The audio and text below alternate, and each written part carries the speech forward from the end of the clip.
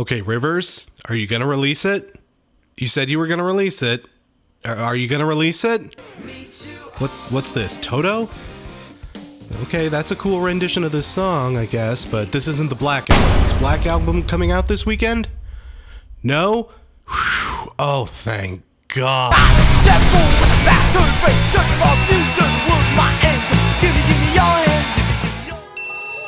That's a little black bullet dodged.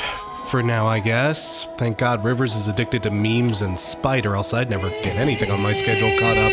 Speaking of which, another Patreon request released this weekend, so let's chisel out another small chunk out of that particular brick wall, shall we? I figured this would be a good way to get another video out before I start on Bad Album Covers Volume 4. Pray Swamp Dog, people, that'll be coming down the pipeline soon. That's the rough plan for now. This all provided some bespectacled meme daddy doesn't stick his dick into things, but hey, all this time talking about our upkeep over here, we need to focus on the album at hand, so... Chvrches! Boy, it sure is another Chvrches album, alright, isn't it? I always feel kinda bad when something like this happens on a Patreon requested album. It's only safe to assume that, with the exception of you cheeky fucks who request garbage fires just to troll me, don't act all coy, you know exactly who you are. Most people request an album for me to review because they're hyped for it. They love this particular band and are aching to hear more from them, and they either want to expose me to something new that I may potentially adore, Lord knows that has happened on more than a few occasions, or they want to get my take on one of their favorite groups, and... I'm kind of building this up too much. You know, I like Chvrches, at least most of what I've heard. The Bones of What You Believe is a great synth pop album that was loud, bright, colorful, and not afraid to exercise a good amount of forcefulness in their delivery. This wasn't synth music meant to be airy or atmospheric. No, this was a Casio punching you right in the cock, and overall, it was pretty damn solid. But while I remember generally enjoying their follow-up, I couldn't tell you a bloody wretched thing about it. It was kinda just more Chvrches, from what I remember, for good and for ill. And this album, I wish I could say something more than that, but, well, this too is more Chvrches. And that's not quite the damning with faint praise it probably sounds like. I mean, it isn't bad. It's still got that crisp, punchy keyboard work dotted all throughout. I mean, in an era where so much pop music is trying to be minimalistic and accentuational, it's nice to see a group just take the Rollins and shove them right down your throat. I mean, I'd rather listen to this than anything Imagine Dragons have put out, so, you know, credit where it's due.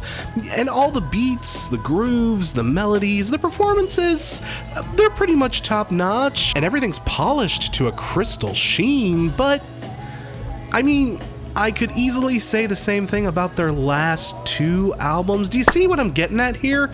This album doesn't really do too much to set itself apart from all their other work. There's a touch more sadness and melancholy to the lyrics, but it's all in a very non-specific, generalized kind of way. It lacks the lyrical foresight or emotional presence to make me want to get attached to what she's singing about. It's a little vacant feeling. And while the album really does have a decent beginning and a very strong middle, particularly with Miracle, Graves, and Heaven or Hell, it does taper off towards the end, and Matt Berenger is just kind of wasted on his feature track, My Enemy. Again, is this terrible? No, not at all. It's infectious and poppy and vibrant, and people aching for some more synthy melodic pop in their lives will definitely not have too much to complain about here. But this is my third go-around with Chvrches, and by now I was hoping they would have developed into something more substantial. Is Chvrches shaping up to be a one-trick pony? I don't want to say that. The potential is definitely there, and it's clearly visible, but over the last two albums, it feels more like they wanted to just fall back on what they already knew rather than break new ground and risk alienating their new audience. Which, hey, to an extent, I understand. If it ain't broke, don't fix it, you know? But I have to wonder just how long they can keep up this generalized vibe before even the superfans begin to lose interest. Again, I'm not all down on this album, but if record number 4 drops and I have zero recollection of what I thought of this one, don't say I didn't warn you. Love is Dead gets 3 chicken joints out of 5. Burn the Priest, eh, boys? Well, that's one way to justify making a covers album, just assign it to one of your aliases. Yeah, it gives me hope that if Green Day ever decides they want to do a covers album, it may convince them to bring The Network or Foxborough Hot Tubs back to life. Chris Gaines, there may just be hope for you yet. But nah, people, you know me, I tend to stand pretty damn hard for these guys. Hell, their last album was my album of the year, even though they kinda had to share it with Slater-Kinney. Man, I have weird taste, God. So sure, I'm down for a covers album if they want to do one. Superfluous temporary name change or no.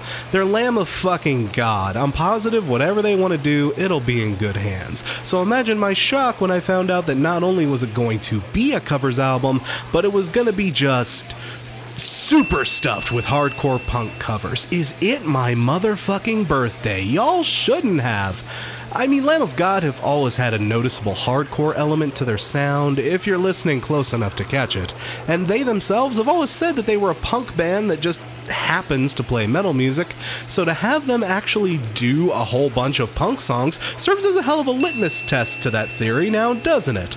It's not all punk, mind, but let me get one big thing out of the way and just say the best tracks on this thing are easily the tracks where they go full punk. Their renditions of SOD's Kill Yourself, Agnostic Front's One Voice, and Big Black's Kerosene just absolutely slay. The instrumentation is thick, heavy, and relentless, and Randy's on full growl mode for these tracks. My god, I've heard pace car engines that don't have as much growl as Randy Blythe. Even their cover of Eye Against Eye isn't too bad. To be fair, these guys don't even come close to matching the same level of bravado that the Bad Brains original did. But then again, the Bad Brains are the motherfucking Bad Brains. They're untouchable. Just look at these guys. I love you guys, but even you can't improve on perfection. When they turn the intensity all the way up to 100, this album is just a treat. They even surprised me with some of their more out there choices, like their take on the Melvins' Honey Bucket or the Accused's Inherit the Earth. Though some of their choices were maybe a little too out there, perhaps.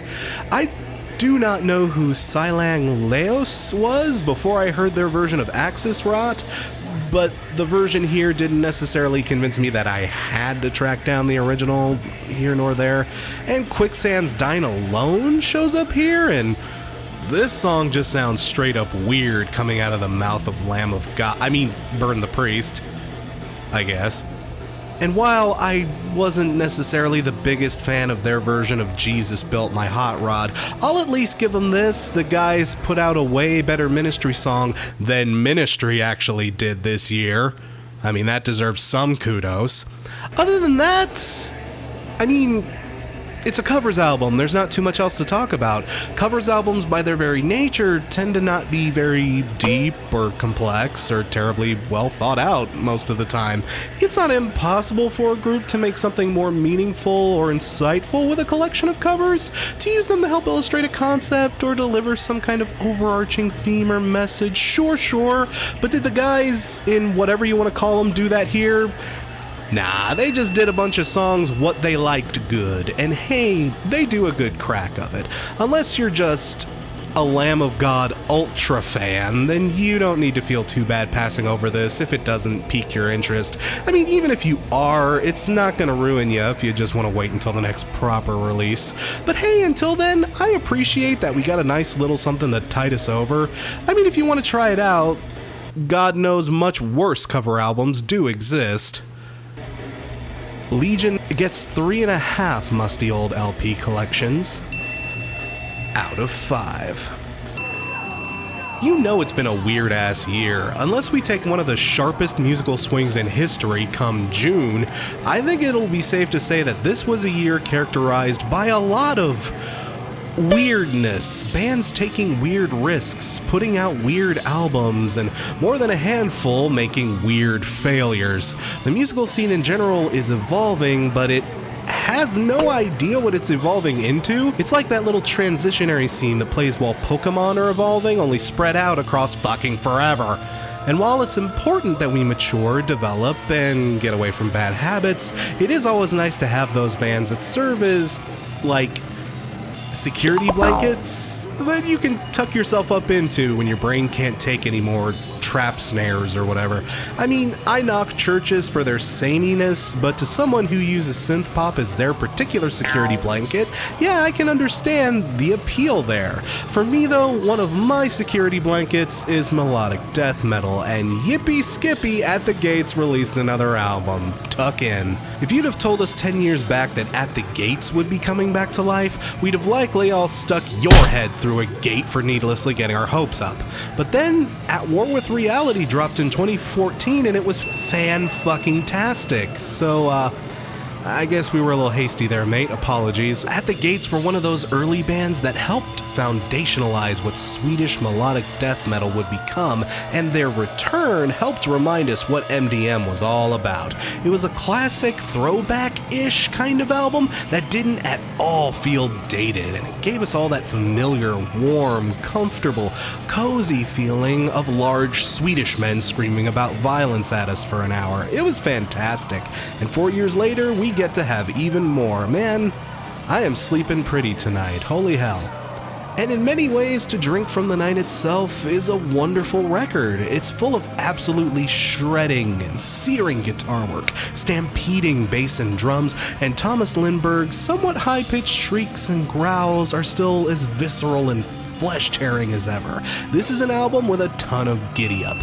From songs like the title track, A Stair Bound in Stone, The Chasm, and Sea of Starvation, the foot is slammed hard on the gas and it never lets up. Even some of the more stomp and slam-focused tracks like Palace of Lepers and Labyrinth of Tombs, oh my god, I love Labyrinth of Tombs, are so ultra-super focused on making sure that slam is as hard as humanly possible, that when they come around it never feels like an uncomfortable or an unwelcome shift in dynamics or tone. The music here is fierce, savage, and, well, consistent.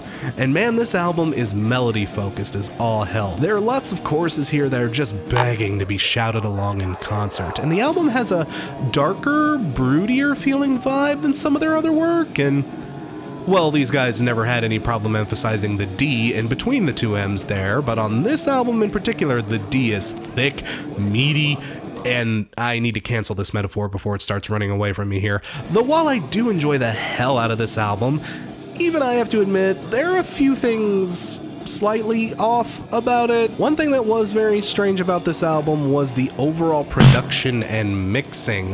While the instrumentation and performances really make up for it in my book, man, this album does have kind of a grungy sound to it, doesn't it? It's way dirtier and more raw sounding, though I don't know if I necessarily think it's in a good way. Guitars, and especially the bass work, sound a bit more washed out than they really should be. I mean, play this album and then play one or two tracks from War with Reality and you will notice a drastic difference in cleanness of tone and presentation. And I also run into a problem that I often run into with this genre in general. For all it does right, it doesn't do too much new. I don't know exactly how many people not already converted to MDM will consider this to be one of the albums that changed their minds. It very well could. It isn't gonna unseat your copy of Slaughter of the Soul anytime soon, is all I'm saying there.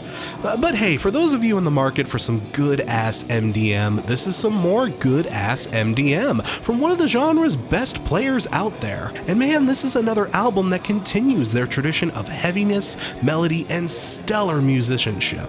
After all these years, they've never lost touch with what makes them great and keeps them engaging and entertaining. And this album, at the end of the day, is just a lot of good, metallic-ass fun. Believe me, folks, the same cannot be said of what some of their peers have been doing lately. To drink from the night itself gets 4.5 blankies out of 5.